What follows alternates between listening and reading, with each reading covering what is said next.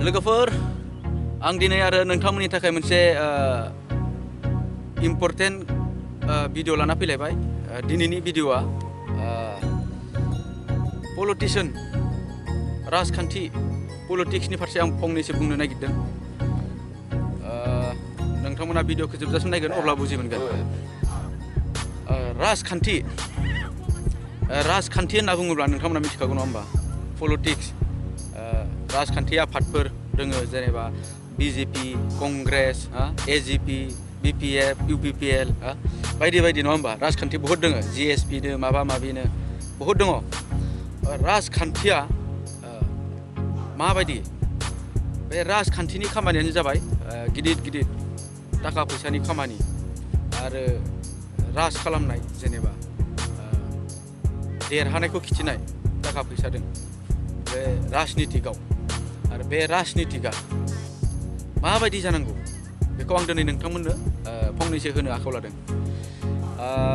जों मिथिखागौ नङा होमबा? जोंनि भारतबर्षआ दायो बिजेपिनि आखायाव, आरो बिजेपिनि आखायाव दायो बिजेपि राजखान्थि हान्जाजों दैदेनजाबाय थादों दायो जोंनि भारत हादरा। आरो बेनिफ्राय गोबां स्टेटआव बिदिनो गुबुन गुबुन बहाबा कंग्रेस दङ आरो बहाबा पार्सनेल रिजनेल पार्टिफोर दङ, जेनेबा स्टेट बाय स्टेट।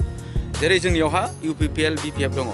थिग बिदिनो गोबां राजखान्थि आफादफोर दङ। मा होनगोन? कंग्रेस, बिजेपि बेफोरबायदि मोनसे पार्टि दङ। इन्डियायाव गोबां दङ। बेंगल नोंथांमोना मिथिखागौ नङा होमबा? कलकाताया बहा? उइगलावनो नङा होमबा? बे बेंगलनिया ममता बेनार्जीनि, बे कंग्रेसबो नङा बिजेपिबो नङा होमबा? बे ममता बेनार्जीनि पार्टि। बेनिफ्राय दिल्लीयावबो दङ, दिल्लीयाव आम आदमि पार्टि। आरो जोंनि आसामाव नायदो एजिपि दङ नङा होमबा? एजिपि। आरो जोंनि बिटिसिआव बिपिएफ आरो इउपिपिएल आरो जिएसपिबो दंबावो नङा होमबा? जोंनि बिटिसिआव जिएसपिबो दंबावो। दा पलिटिशियाननि खामानिया माबायदि जानांगौ? गावनि रायजोखौ डेभेलप खालामनाय आरो मा नांगौ बेयावनि थासारिया माबायदि बेखौ चेन्ज खालामनाय, आपग्रेड खालामनाय पलिटिशियाननि खामानि। दा जोंनियाव गोबां जाख्ल'नायनि खोथाफोरा ओंखारो। आरो जोंनियाव बिटिसिनि, दानि आं आसामनिखौ बुंहरला, आसामनिखौ मा बुंबावनो, निउसाव नायबासो मिथियो। जोङो दानि बिटिसिनिखौ जों बुंनोसै। बिटिसिआव नाय माबायदि सरकारा जोंनि बिटिसिखौ सालायदों। 17 बोसोर बिपिएफआ मानो जाख्ल'बायनो नङा होमबा? बिपिएफआ जाख्ल'बाय, बयबो मिथिगौ बेखौ इउपिपिएलआ बुंदों आरो बयबो रायजो राजा मिथियोसै। बेमोन दायो इउपिपिएलआ माबायदि सालायदों? इउपिपिएलआ दायो इउपिपिएलनि जिथु ससियेल मिडियायाव इउपिपिएलनि लिडारफोरा जि प्रेस मिट होयो, कमेन्टखौ नायनांगौ। कमेन्ट नायोब्ला नुगोन जे जों रायनायानो बारा। होमबा नायनो बाजानाय लिडारा बोरै सरकार दानो हाखो? बहुद सोमोनांथावना नङा होमबा? साननो थाङोब्ला दा जोंनियाव बिटिसिआव साननो थाङोब्ला बर'लेण्डनि खोथाया फैला नङा होमबा? दा बर'लेण्डआ जालाब्ला जोंनि बिटिसिआ माबायदि आपग्रेड जाबावगोन? दा बेखौ जोंसो साननांसिगोन, रायजो राजा नङा होमबा? रायजो राजाफोर, आं दिनै नोंथांमोननो खोन्थानो नागिरदों बे पलिटिशियाननि खामानिखौ। दा जोंसो साननांसिगोन। थांनाय 17 बोसोराव बिपिएफआबो जेबादि आपग्रेड खालामनांगौ बिदि हायाखैबा इउपिपिएलनि बुंनाय मथे, अब्ला दायो इउपिपिएलनि सलायनायखौथ' जों गोबां दुरबलताखौ नुहरगासिनोखा।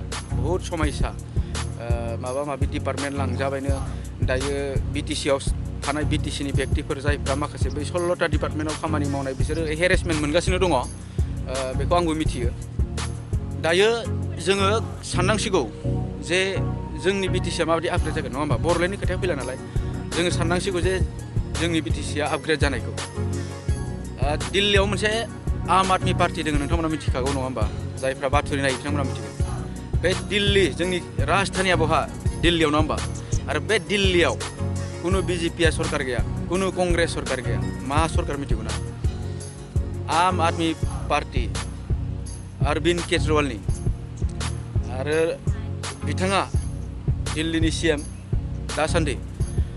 बिथाङा सानसे भारतखौ दैदेनगोन, ओरैबादि लिडार ओरैबादि मोजां गोसोनि रायजोआनो मोजां मोननानै होयो बेनो थारमाने मिथिबाय बे रायजोनि मावग्रा बेबादि लिडार बे अरविंद केजरीवाला दिनै बिथांनि आम आदमी पार्टीखौ बहा बहा गालांखो आरो उत्तराखन्डआव लांबाय गुजरातआव लांबाय पान्जाबाव लांबाय महाराष्ट्रआव लांबाय आरो इउपिआवबो आगान होगोन बिहाराव आगान होगोन वेलकाम खा रायजो रायजायानो होमबा जोंनि आसामाव आं बुंनो लुगैयो जोंनि आसामाव बे आम आदमी पार्टीया फै दा फै जोंनि बिटिसिआव बे आम आदमी पार्टीखौ लाबोनांगौ जुदि जों आम आदमीखौ बिटिसिआव लाबोगोन रायजो रायजाफोर जोंनि जायगायाबो बहा बहा मा मावनांगौ बहा ब्रिज बानायनांगौ अभार ब्रिज गासैबो जाजोबगोन मावजोबखागोन बे अरविंद केजरीवाला लिडारालाय जोंनिफ्रायनो जों सायख'नानै फसंगोन जोंनिनो मानसि मोजां मानसिफोरा दायो अरविंद केजरीवालखौ लोगो हमनांगौ आरो 18 बोसोरनिफ्राय गोजौ जेसेबां गिदिर बैसोनि आइजोफोर दङ मासाव रोजासे करि दरमाहा हाबबाय थागोन बेबायदि पान्जाबाव दा बेबायदि अफार होगासिनो दङ दिल्लीयाव बासाव गाखोयोबा महिलाफोरना फैसाखौनो नाङानो कारेन्ट फ्रि दै फ्रि बेबायदि अरविंद केजरीवालनि खामानिया मोनसे दालां बानायनो बाजेट लाबाय दालां बानायनायाव एसांखिनि बाजेट खालामबाय फैसाया एसांखिनि बासिबाय बे फैसा बासिनायखौबो जाया जोंनियावथ' जायो नङा होमबा जोंनियाव दायो जानायनि बहुद दावराव जोंनियाव इउपिपिएल दङ बिपिएफ दङ नङा होमबा आसामाव बिजेपि कंग्रेस एजिपि नो माबा माबि दंबावोसो नङा होमबा बे माबानिया अखिल गगैनिया मा नाममोनलाय बेनाबो दङ नङा होमबा आलादा आलादा पार्टिफोर दङ जियानो जादोला आसामाव फैदा फै जोंनि बिटिसिनि रायजो राजाफ्रा दिल्लीयाव थांनानै अरविंद केजरीवालखौ लोगो हमनांगौ जुदि बिटिसिखौ आपग्रेड जाजानो लुगैदोंब्ला आरो गासै महिलाफोरा सुबिदा मोनगोन आरो जों बे लाइट बिलफोरखौबो बारग'नो हागौ जुदि आम आदमीखौ बिटिसिआव बरायना लाबोनो हायोबा लोगोफोर आं बे राजखान्थिनि बिखय आं बेखौनो बुंदों राजखान्थियाव गोबां राजखान्थि हान्जा दङ खिन्थु मबे हान्जाया मोजां मावो मबे पार्टीनि खामानि टारगेटफोरा मोजां बेखौसो जोङो लुबैनांगौ जोंनियावथ' दायो ओरैबायदि लालासै नङा होमबा साखरि होगोन फैसा होगोन हेन हुनटेन अनेक होनानै जोंखौ लालास खालामनानैसो गावसोरसो थाखा खामायो नङा होमबा जोंनियाव पलिटिशियाना बेबायदि जोंनि पलिटिक्स खालायग्रा लिडारफोरा जोंनि राजखान्थि पावार सालायग्रा लिडारफोरा बेबायदि टाइपनि जोंनियाव बिनिखायनो